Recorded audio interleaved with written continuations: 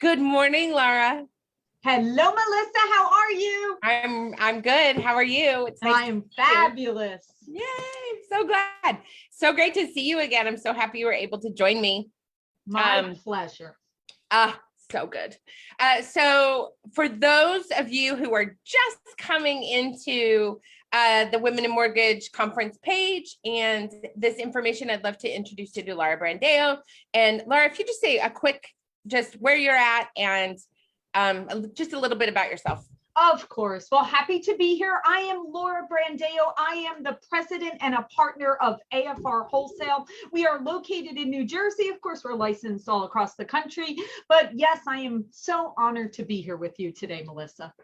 Thank you so much, Laura. When we finished our conversation a couple of weeks ago, one of the things you and I talked about that we were talking about discussing today was talking about diversity and wealth. And I mean, you've been in the mortgage industry for a long time. And one of the things that you and I both talked about was how predominantly white the space is for people.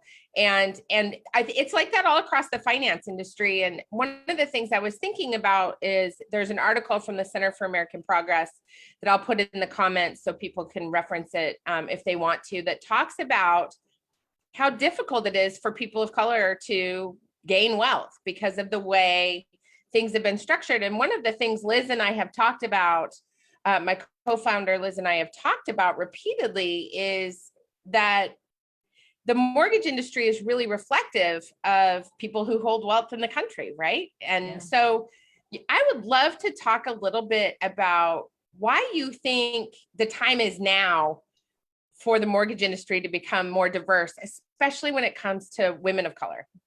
Yeah, and you know, Melissa, great question, great discussion point. And yeah, you know, one of the things that I've done over the last few years is I've become very involved in different women's groups, right? So here I am, you know, like you said, I'm a veteran of the mortgage industry, been doing it for decades. And, you know, it's wonderful to see lots of women coming together, collaborating, growing together. But I'm actually running into a struggle that I don't see many women of color or even Hispanic, even Asian. I mean, it's so bizarre that now here I am, I got these women's groups, I'm seeing such progress, but I'm running into the same issue that you've always seen, where instead of white men, now I've got a group of white women. And it's not because we're not out there seeking and trying to invite everyone in. I'm having trouble finding them. And like you said, it's reflective of the families we're serving, right? And that's a problem because, you know, it's ironic. I was just telling you, I just got off a call with a young, very bright woman, and she's a woman of color. And I was having a conversation with her because she's part of one of my women's groups. And I said, tell me your story. You know, how did you get into this industry? You know, how did you become a top producer? And she said, well, Laura, you know, I got in by accident, got a job working on the back end of mortgage in the post-closing side. She said, and did very well, you know, which is very common, right? Very common. Women usually start a lot of times on the operations side. Okay. So she starts there. But then about 4 years in, she's like, you know, I really think I would enjoy speaking to the families. And I think I would love having that relationship and that connection. And she shared a story with me that her company said to her, oh, no, you're too valuable on being organized and being analytical and taking care of the back end. We don't want you in the front. That's a problem. Now, luckily, this very strong, powerful woman over time said, I don't care what they say. I know I'm best to be in the front. And she made a decision to move on, get licensed, and become a loan officer because that is what she wanted to do. But here she is, a single mom, strong woman, trying to serve her community Yeah. And even she was being held back to Yeah. not being able to contribute to that and having that relationship in her community. Yeah, you're bringing up such an important story because, when Liz and I first, this is how we met you, right? Like we just started going to loan producers and women who owned their companies and women in the C-suite. And we were looking all over for women of color that we could interview who are top producing loan officers.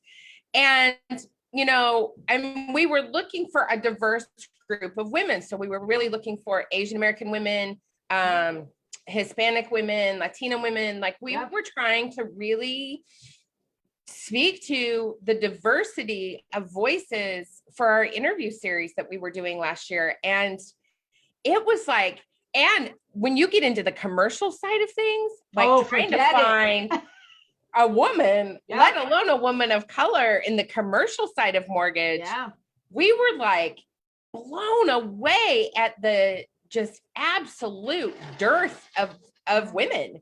And so that's really part of the reason we want to do this conference, is because we really want to figure out how to bring together all women to the table so we can start having these conversations about what it looks like to really intentionally start to call in all women from all backgrounds to work in mortgage. And I think that is really our mission. And what sets this apart, I think too, is that sometimes women don't have the opportunity to rock that boat because of wherever they fall in the industry. Correct. And what Liz and I are so excited about is that we've got, we can do whatever we want, right? And so we're really hoping that by having these conversations and thinking about what's missing, we can bring more women to the table. So I think that story is so important. And I was wondering, last week we talked to our keynote speaker, Soraya Schmally, and we were talking with Soraya. I'm actually looking for the note because it was so lovely. We were talking about how the desire to make money makes you a bad woman. Oh, I love this topic. Yeah. This is a good topic, Melissa. Yeah. And so I'm wondering, especially as it relates to calling in all women from all diverse backgrounds, man, you talk about women of color wanting to make money, and that, so I was wondering if you could talk a little bit about how you've experienced your desire to make money and the desire of the women you work with to make money makes you a bad woman. Yeah, this is such a great topic. And the first thing, Melissa, kudos to you and Liz for bringing these discussions to the table, right? Because we never even had these discussions before. So we have a long road. We know we've got a lot of work to do, but the discussion is the first part. We are brought up from the day we are born that it's not ladylike to speak about money. It's not ladylike.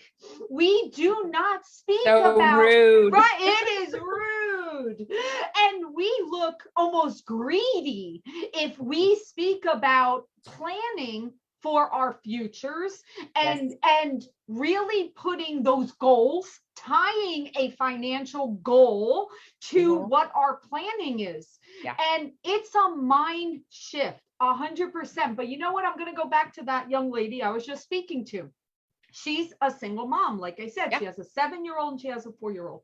And she shared a story with me that she tried so hard to make her marriage work because she was told, how can you support your children on your own? How can you make it out there, without a man or a partner or someone to be able to raise this family? You are going to jeopardize your children and their future. And I told her a story that I can remember. My family, there's 3 girls and 1 boy. And my mom is a strong woman. And I can remember all of us when we were teenagers, my mother told every one of us, girls, you always have to be able to support yourself and your children, no matter what, because there is no guarantee in life. God forbid, it is not just divorce. We know Things happen. You Yeah. always have to be able to support yourself. And that is not about greed. That is not about anything that is dirty. For us to have these conversations that we need to plan, not just for today, but for tomorrow and for the legacy of our families behind us. But we need to be open and having those conversations. How many times when you go to a 401k or you go to an investment banker, they're all men. Yeah. There's another thing. Where are the women to be It's able all to over the finance industry. Yeah. Yes. It's all Where throughout the are the finance women industry. Yep. to speak to us, to say, we know women generally outlive men. It's just in the numbers. The numbers are out there, right? Yeah. So we need to be responsible in having those plannings now. And I will tell you, you and I had this conversation. Part of one of my missions I'm planning on with this industry is not only is it giving women confidence to be successful today, Yep. but it's also planning for our retirement. It's making sure that what we're earning right now, we're making sure that we can be comfortable in our futures so that way we can retire when it's good for us, when it's appropriate for our families. But it all starts with us being okay with having these conversations and understanding money and having a safety net of investments or savings is not a bad thing. Yeah. And I think it's also really recognizing how those things are not, we do not make those things accessible in the United States to people of color, right? No. Like there is willful, intentional practices to keep wealth, which really comes down to a home, a piece of property, out of the hands of people that we have not deemed appropriate for land ownership, right? Right. And I think that, my husband and I have run into this. We're trying to build this retreat space and aquaculture farm. We're trying to look for property, and the gatekeeping that has happened for he and I, like disabled veteran, woman-owned business, like I'm Native American. So like there's all of these pieces that we thought, oh, this will be a slam dunk, because we talk about how much we want to help veterans, women, all of these things. But what's happened, what we've noticed is that despite us doing everything right, getting a mentor from the Small Business Development Center, like doing all the things we were told to do, there are still people in the mortgage industry and the banking industry who look at us and go, that's just not going to work for me. And so this is really where I think bringing more women and women of color to the table, because they think differently. They think like community, right? They think about wealth differently, and they think about business differently. And I think that highlighting, one of the other things Soraya talked about that I know you have seen, is that when women make more money than men, they lie about their income and bump up their husband's income, right? They beef it up a little, and they bring her income down. And, I think that really goes back to this idea of, bad women. Like, how dare you, Laura, think, well, I don't like how I'm being treated. We talked about this last time we talked. Like, I'm going to go start my own damn company. Like, forget about you people. Right. And there's an audacity to that is discouraged, which is what I think keeps women out of the mortgage and finance industry. Because they're like, how do we give them an opening to even get in the door? Yeah, you're right. You're absolutely right. And these conversations again open that door, because all of a sudden people are saying, wait, maybe I'm just, and I'm not going to lie to you, Melissa, there's companies out there you probably don't want to walk in the door. No. So part of this is recognizing that you want to be at a place where that door truly is open, because unfortunately, there's going to be a percentage of companies, it's just not going to be open for them. Not to say forever, but I can tell you right at this moment in time in 2021, they haven't evolved to that yet. So you have a choice. ladies, you all have a choice of choosing the company that the door is open. And then I'm telling you, we absolutely have to be mindful to hold the door open for others. Yes, absolutely. And, you know, we have talked about every one of those interviews we did last year. Every one of you said, I didn't like wake up dreaming of joining the mortgage industry. I just fell into it, right? Every one of you said, I just fell into it. How do you think, what do you hope will change in the next 10 years, for example, for women who want to fall into the mortgage industry, especially women of color? What do you hope? What do you hope? My vision, if I was going to say, or my magic wand, if I have my magic wand, if I had my magic wand, I actually think there should be a curriculum in universities and colleges or community colleges across the country that actually puts people on the track to come into the mortgage industry. Yeah. And I think we should open it up to everyone, men, women, whoever. And I actually think we should bring in people on the track of coming in deliberately into our industry. Because how many women do I hear that say, I came into the mortgage industry because I had a terrible experience getting a mortgage. Right. I can speak of one woman off the top of my head right now. She is Latino and she was completely discriminated against getting a mortgage. Yeah. And she said, I'm going to go in just to be able to help my community. Yeah. I can think of her right off the top of my head. Like, I want to make it so that not only are you going to have people fall in, but you can bring them in deliberately, because this industry is a wonderful place for women to have the opportunity to earn, the opportunity for, there's so many roles. You could do everything from technology to marketing to operations to sales to secondary to, there's so many levels that you could be. It doesn't have to be just one role. Yeah. But we need them. Women are such a vital piece of the mortgage industry because of what you said, because of the way we think, because of that community, because of that relationship, because of our detail, you know, all of that, and looking out for others and making sure they're put in the right programs and that they're communicated properly and handheld through the process. All of those things, that's just natural to us. Yeah. No one has to teach us those things. It's natural. So when you have this, you know, balance of men, women, and all different communities, I'll never forget, I was at a conference once and I was a moderator for a panel, and there was a gentleman from India, and he shared a story about a couple that came in that was trying to sell their house to their son for one reason or another. The reason why they were doing it, it actually was something cultural. It was actually something, but if that person had gone to someone else that didn't understand the culture, they never would have been able to put them into the right program that they truly needed, because the borrower didn't understand what he was asking.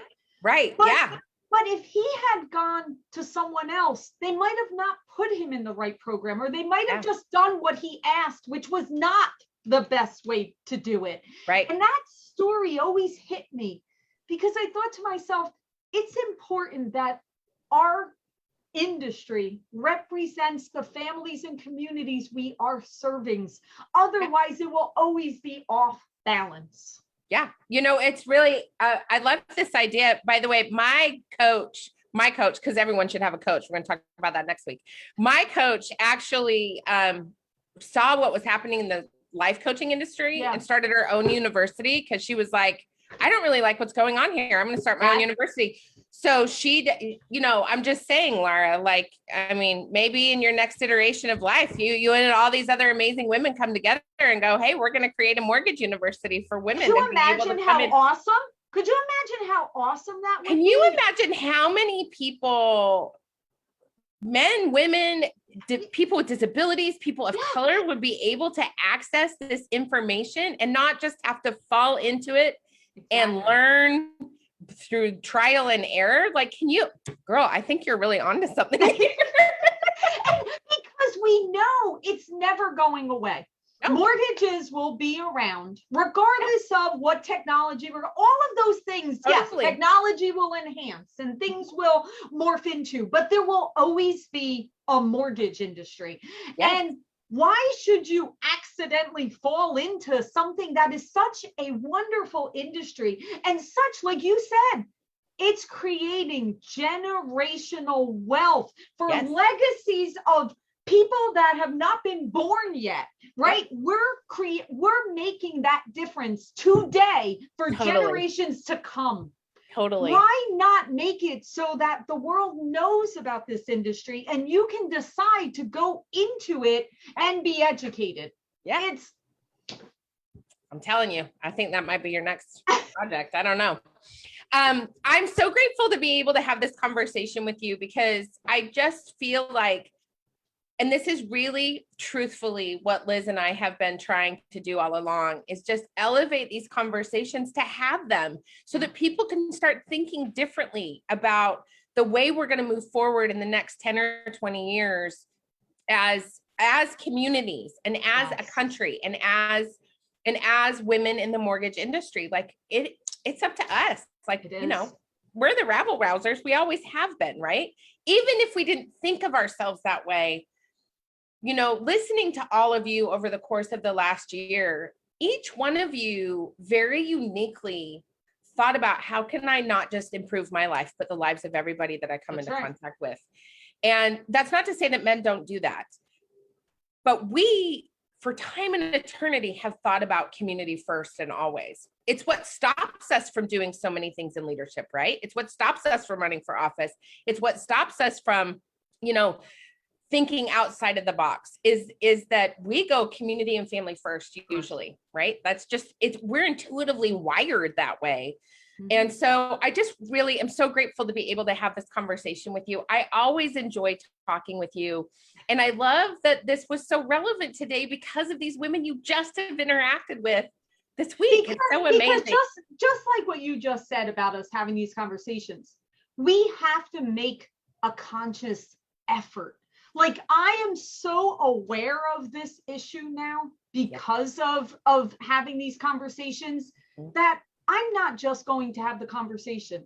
I'm going to do something about it. And that's what we all need to do. Just one person. If we all just reached out to one person and had these conversations and brought people to another level and opened the door and patted them on the back and guided them, we can all make a difference. And you and Liz are making a difference. And I appreciate you. I appreciate everything you're doing. And we're always here to support. Oh, thanks, Laura. Well, it's been really delightful chatting with you today. And for those of you that are watching, we have tickets available for the Women in Mortgage Conference. And you can find those at our website and on Facebook and also our Instagram. And if you want any other information about the conference, please don't hesitate to reach out to me or Liz. Laura, thank you so much for your time. I really appreciate you. Talk to you soon.